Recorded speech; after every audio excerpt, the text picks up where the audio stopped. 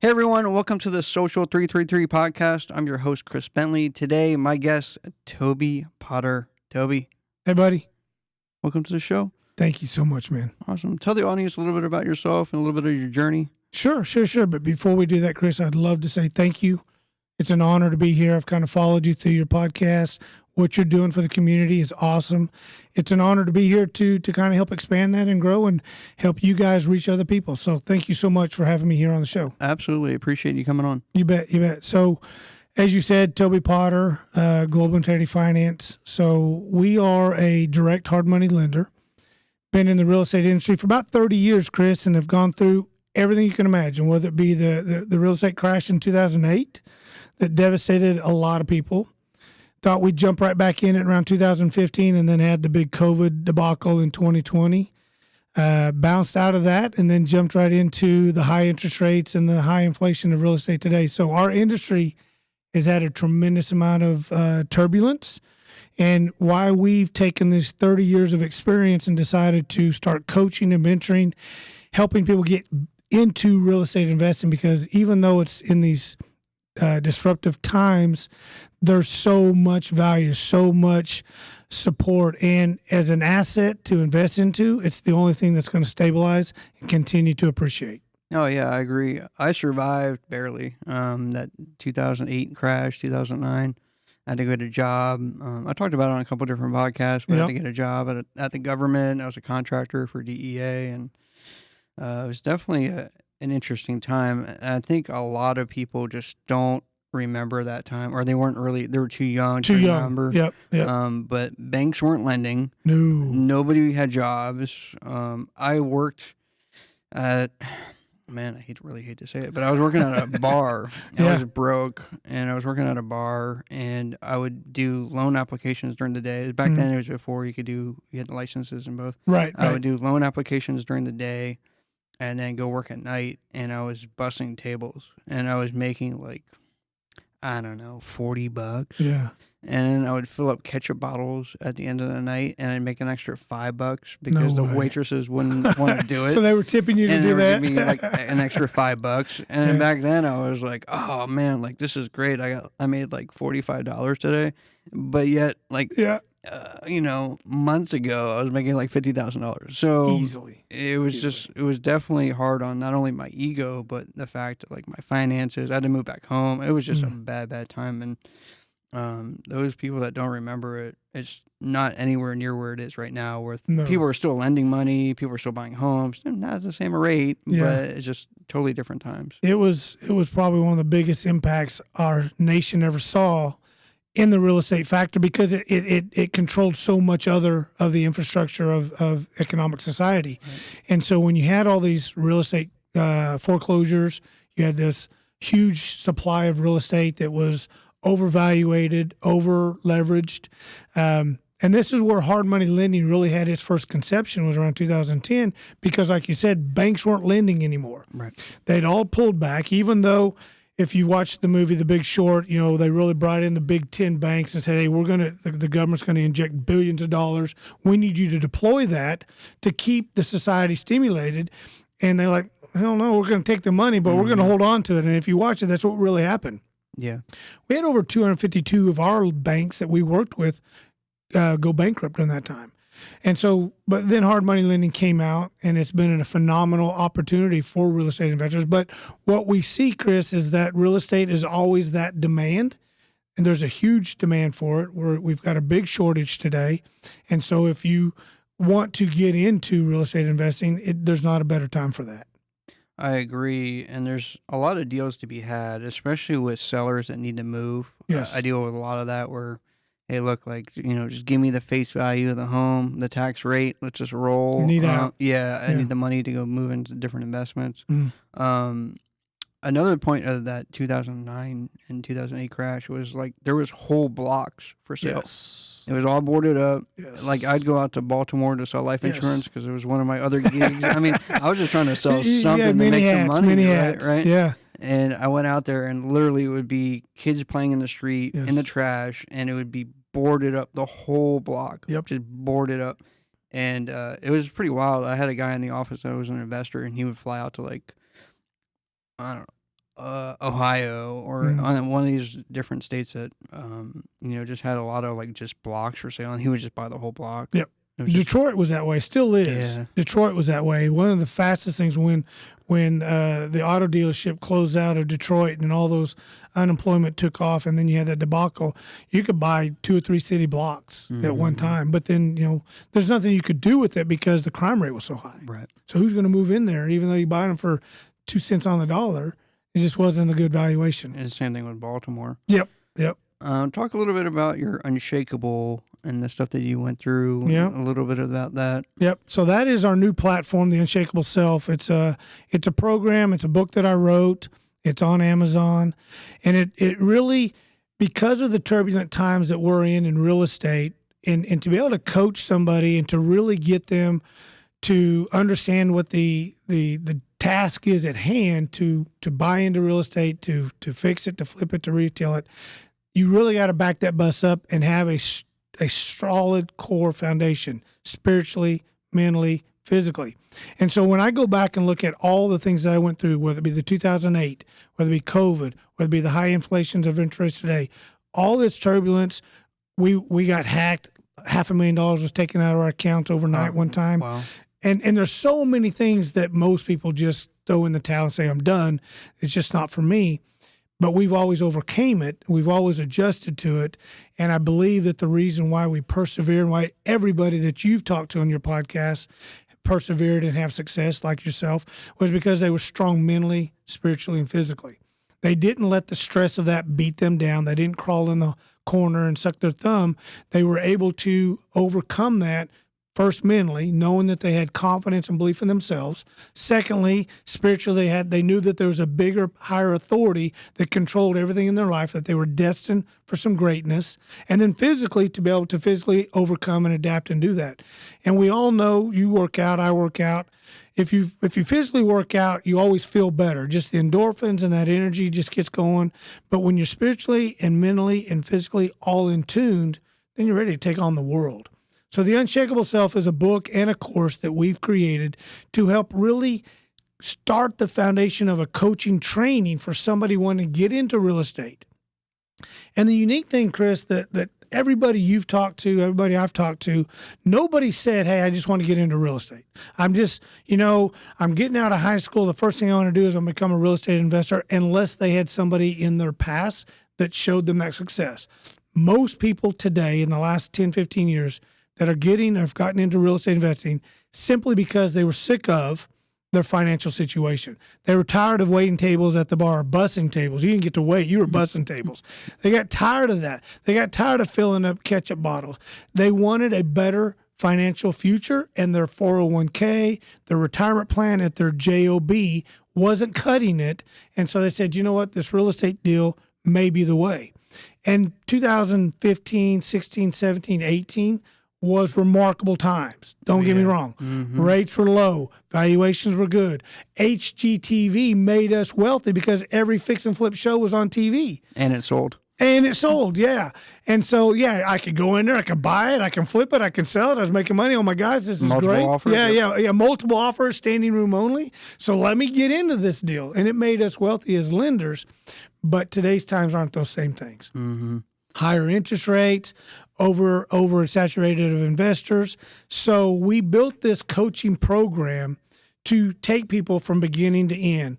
But first and foremost, we need to make sure that you are emotionally, physically, spiritually sound, because it's not easy. As everybody knows, real estate, anything that you do that's worthwhile is not easy. But real estate investing is tough, and you got to be able to go through the school of hard knocks and be prepared for that. And so that's what that's all about. Talking about school, I know that you said like 85% in real estate is about like getting the right deal. I think it's more like 100%. Right? Yes. I try to be nice. I try to give them something to look forward to there. I get it. I run into a lot of people that go to these like weekend seminars and they get taught by somebody. And some of them are good and they actually learn something. And some people, they want to do like these seller finance deals and these other deals because they don't have the money to front up. Yep. What I know you've walked away from some deals. Like, I know I walked away with plenty of deals, and like some of them, I wish I would have like done it right. Kept them, yeah, right. But like, I think Grant Cardone's a really good example. Like, he talks about how he was getting into multifamily for a long time. He always wanted to do it, and then he he looked and looked and looked for a long time. He walked away from a lot of deals.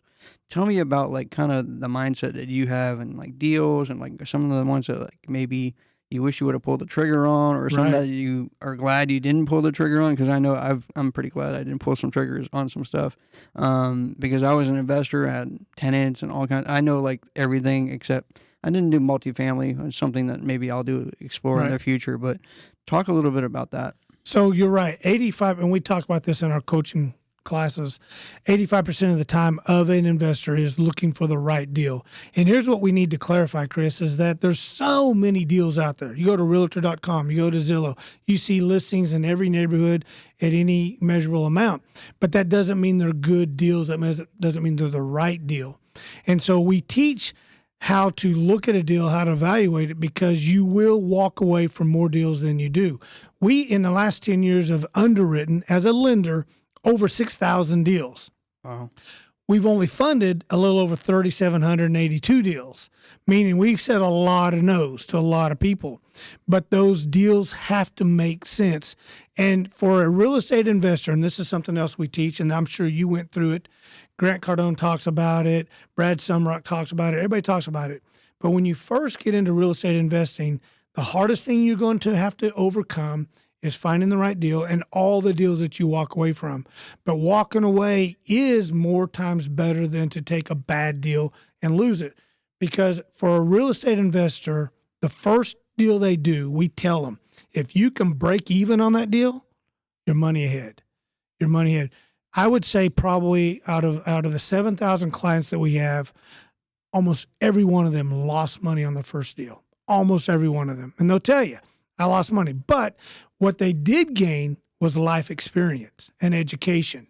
So if you get with a good partner, an educated, experienced partner, or a coach or a program like ours, and you still break even, you're money ahead, and you've got that experience and that education to grow and build and do the next ones and start accumulating that profitability. Every deal must make sense. You must have everything lined up to ensure success and profitability. And even then, you still may only break even or lose. I've seen, I don't know if you follow a lot of investors on like Shorts and Instagram and stuff like that. I don't know the Asian guy's name. He's an older guy. He speaks a lot. Robert? I forgot his name. Robert Kiyosaki? No. No, you know him, yeah. He's an investor, and he talks about like all of his investor deals and stuff like that. I wish I had his name off the top of my head, but he shows like a lot of the stuff that he made mistakes on, which is really, really cool. And I think it's a really good benefit for a lot of people. And one of them was, we don't have basements here in Dallas. But he went and bought like a home that had a basement in it. And then the tenants were there and all that stuff. And he had carpet, he put in a new carpet in the basement. And the basement flooded because it rained. And he didn't know, but like, I know just because I used to live on the East Coast, but they have cinder block walls, and the water comes in and then it seeps through the cinder block, and then you can't stop it. Nope. Like, it's just coming in. And yeah, like he said, he had $40,000 in damage. Ouch.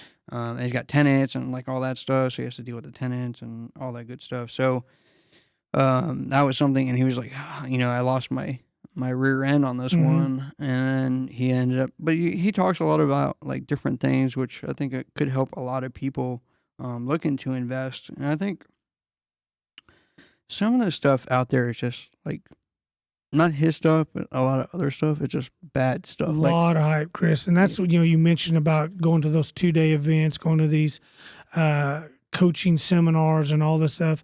And here's the thing that I caution everybody. I caution everybody that's listening. I caution everybody that I talk to. You want to get with somebody who's going to have skin in the game. And so when you go to these 2-day events, or you go to these 3-day events, or whatever it is, and they're selling you a coaching course, that's all they're doing. They're selling you a course. Now, here's what happens. You pay a lot of money, $10, $20, $30, $40, $60,000 for this course, and then they hope you succeed, and they don't care that you don't. This is where Global Integrity Finance, the unshakable self, is different. And I'm not here to just badmouth somebody else, but we not only will coach you, mentor you, but we'll fund it. And then if we need to, we'll partner. So if we're going to put our money into a project with you, then we're going to ensure success on that deal. And that's where you need to understand that when you're finding or looking for the right program, the right product, you need to know, does that person who's pushing that deal, do they have skin in the game? 90% of those courses out there are just a course. They haven't really walked the walk. They're talking a little bit of the talk, but they're not making sure that you succeed. They're giving you a course, they're selling you an online course, or they're selling you a 2-day event and then turning you loose. And I'm telling you, it ain't possible. It's not possible to have success from that. You need a partner, you need a mentor, you need a coach, and you need somebody who has just as much to gain as you have to lose. And that's what's so important about those events that you were talking about. Tell me, I'll give you a bad one first and then a good one. All right. Tell me like a bad story. Like you got into a deal and it was awful, and then tell me a good one. All right. So we did a deal. So when we first started in 2015, I made a deal that I'd only lend money in a 90-mile radius. Our office is in McKinney. And so we'd only lend money in a 90-mile radius so that I could inspect every deal. Okay. So we're doing this. We're trying to get our feet wet, but we are lending a 90-mile radius. We did 100% purchase and 100% rehab. So you had no down payment. You just paid your closing cost. Wow. And we'd done a couple of deals with this client, and we kind of overextended with him on this deal down here in Midlothian. Wow. And so this was out of my 90-mile radius, number one, but we had inspected it, we had looked at it, and this guy started defaulting, wasn't making his payments. And so I had a number one rule. Your payments were due on the 1st. On the 5th, I called you, and on the 11th, I filed for foreclosure. And in Texas, it's really easy to do. It's a 21-day notice. So on the 11th, I filed for foreclosure. So I called this guy, and it was a young lady who was up and coming, and she had a mentor.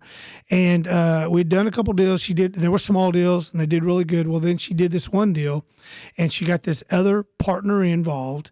And outside the 90-mile radius, I called her. She's like, yeah, they're going to get you the money. So this went on for about 30, and I liked her, so I kind of gave some latitude. Long story short, we go to file for foreclosure. I go down to the property. They had taken a 3-bedroom, 2-bath house, poured another slab of concrete beside it, had framed it up to a 2-story, was going to do a master bedroom and then 2 bedrooms above it. Took all the brick off the existing house. Now, none of this was in the scope of work. None of this was in the scope of work. And so when we call her on this, it's like, oh, yeah, they're going to do this. They're doing this cash out of pocket. I'm like, that's not allowed. We fund 100% of the rehab to ensure the house gets done the way it needs to be done. Right. This additional crap doesn't work with us. So we're foreclosing. We foreclose. We send our crew, and that was the one thing I liked is I could always send my crew in there to finish it, and I made more money when we sold it versus the interest. But so I sent my crew in there. We finish the house. We sell the house to a first-time home buyer, cut them a sweet deal because I need it out. Within a week, we get a call, and their master bedroom toilet starts backing up. Yeah. Like, oh, crap. So we send a plumber out there. Number one, first, I think the first call was we got that there was flooding in the yard. So we send the plumber out there. I know where this is going. Yeah.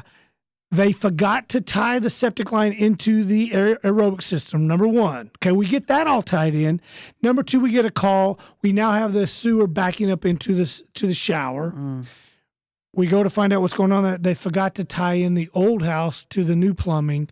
So we had to go bust up concrete in their kitchen, cut all that tile out, redo all the plumbing. This was a total nightmare. And I paid for 100% of it and apologized to the client forever, but we probably lost $30,000 on that deal. That was a bad deal. And so so then from there on, I literally gave nobody latitude.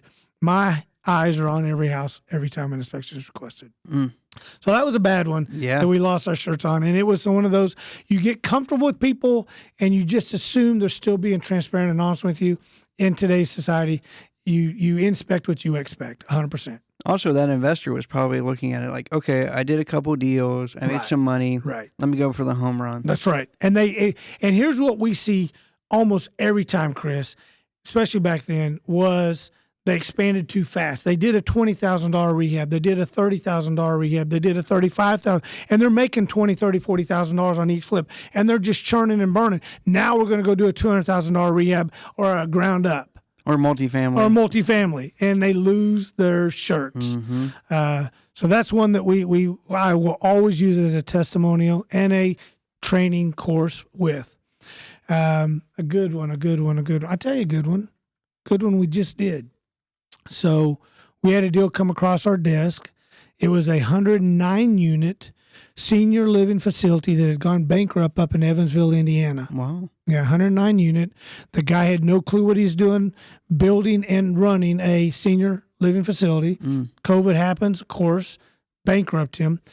They foreclosed on the property. They shut off the utilities, and in Evansville, Indiana, it gets cold, and it had the fire suppression system running through it because it was a senior living facility.